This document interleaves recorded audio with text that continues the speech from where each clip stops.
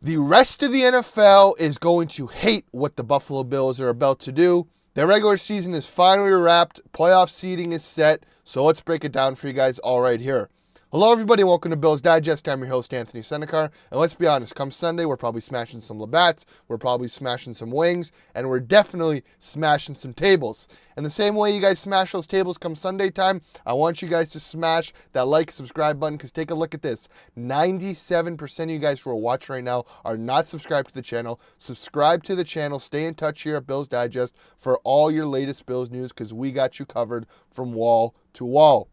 Well, guys, the regular season for the Buffalo Bills is officially a wrap, finishing off the season 13-4 and losing to New England Patriots in what is widely considered a preseason game, with finishing at a score of 23-16.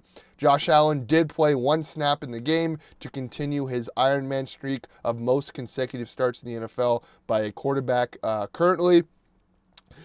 Drake May did play one drive for the Patriots, and then Joel Milton ended up coming in. There were rumors that Joel Milton might play, but the Patriots were consistent of Drake May was going to play. Joe Milton did look really good, finishing the game 22 for 29 for 241 and one touchdown, which also one really good touchdown that did get called back. On the Bills side of the ball, the Bills did have two quarterbacks come in. First, Mitch came in for pretty much the whole first half, finishing the game 15 for 21, 101, one touchdown, no interceptions, no sacks given up. Again, looked really good. I think he got himself another backup contract, kind of showed that he is competent enough to run this Joe Brady offense. The offense, against backups did not look bad at all. The offense was moving. The running game was going, with obviously Ray Davis finishing the game with 15 carries for 64 yards. Then once Mike White came in, it kind of was the Bills waving the flag, trying to give the Patriots to win and kind of screw them over with their draft position. Because like I said, if the Patriots do win, they would have gotten the number one pick. Did not end up, if the Patriots lost, they would have ended up with the number one pick. They ended up winning, do not get the number one pick, and do not have the opportunity to get a slew of picks, as they already have their number one quarterback of the future figured out with Drake May. On top of that, Curtis Samuel looked like what was the focal point of the offense. I think they really wanted to get him involved into the game, get some reps in as he was coming back from injury. Ended up finishing the game with 7 receptions for 52 yards.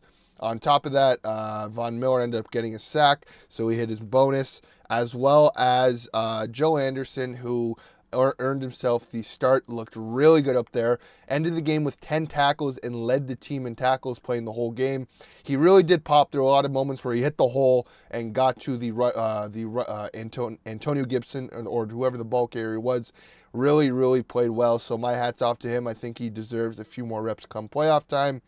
And on top of that, there were some key guys who ended up not who ended up dressing but were not playing, those names being Khalil Shakir, Matt Milano, Connor McGovern, David Edwards, Spencer Brown, Dalton Kincaid, and Dawson Knox. On top of that, D-Doc was also inactive, on top of a few other guys. So it was pretty much all backup O-linemen, and the O-line did not give up any sacks, which continues the streak of the NFL, what is widely considered the NFL's best offensive line.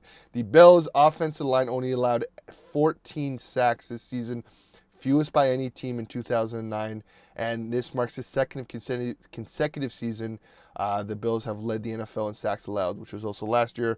So again, hats off to Aaron Kromer and the offensive line coach, and as well as the Bills' offensive line in general, looking like one of the NFL's best O-lines, which coming in before Aaron Kromer was in there was kind of bottom tier, but now consistency, and he is getting the most out of the Bills O-line. Now, obviously, wrap of the season, James Cook did have opportunities in the game. He did play what's considered maybe the first 2 drives, as the Bills wanted to get Jimbo his 1,000 yards. He ends up finishing the season with 1,009 rushing yards, 16 rushing TDs, which when the Bills were in the red zone, they got Jimbo in there, tried to get him to tie the OJ record, which he did. Ends off the season with 2 receiving yards, 258 receiving yards, and 4.9 yards per attempt. Biggest one here, no fumbles lost. hats off to Jimbo. He had himself a stellar season. I believe that he is going to get paid in the offseason, and I think you cannot let a dynamic running back walk out of your running back room just yet. You give him a 3 to 4 year contract and get your money's worth. Now, on top of that, the Bills also did set another record. This is a record-setting team. The first team in NFL history, 30 passing touchdowns, 30 rushing touchdowns. The only team in the 30 for 30 club. Hats off to this offense. Hats off to Joe Brady. Hats off to Josh Allen. Hats off to the running back room. Just everybody is putting in work. Everybody eats mentality is the mindset to go. Ray Davis, Ty Johnson, Jimbo, all looking like really good running backs. Josh obviously looking great. They did not end up beating the NFL record of 14 different pass catchers. They end off the season with 13. There was opportunities where they tried to get the ball to Reggie, but I think the Patriots were aware of the Bills trying to get that record. So they do not get it. They they tie the record again. So maybe next year. There's still opportunities next year with this offense humming. Now, speaking of Josh did finish off the season was what is likely considered MVP stats. He is the MVP frontrunner. 307, 483, 3,731 passing yards, 28 passing touchdowns, 6 interceptions, 531 rushing yards, and 12 rushing touchdowns. Now, all you Ravens guys, all you Lamar guys, all you haters, I want you to take this into consideration with Josh's stats. Look at this. Important perspective for Josh Allen's stats. Allen sat out approximately 11 quarters during the 2024 season as he was able to rest for the remainder of several games. Guys, there's 4 quarters in an NFL game. That is about a 2.5 games worth of quarters Josh sat out for.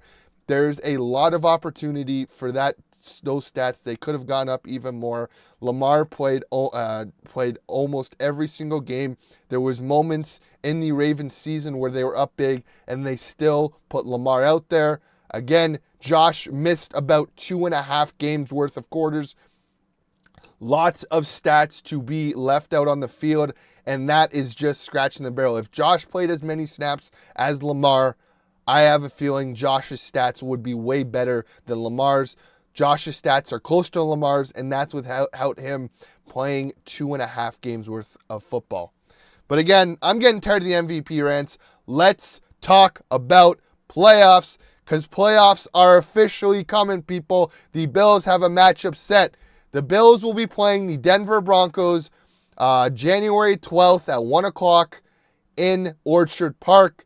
The Broncos are coming to town. Bo Nix, Sean Payton, y'all are coming to town.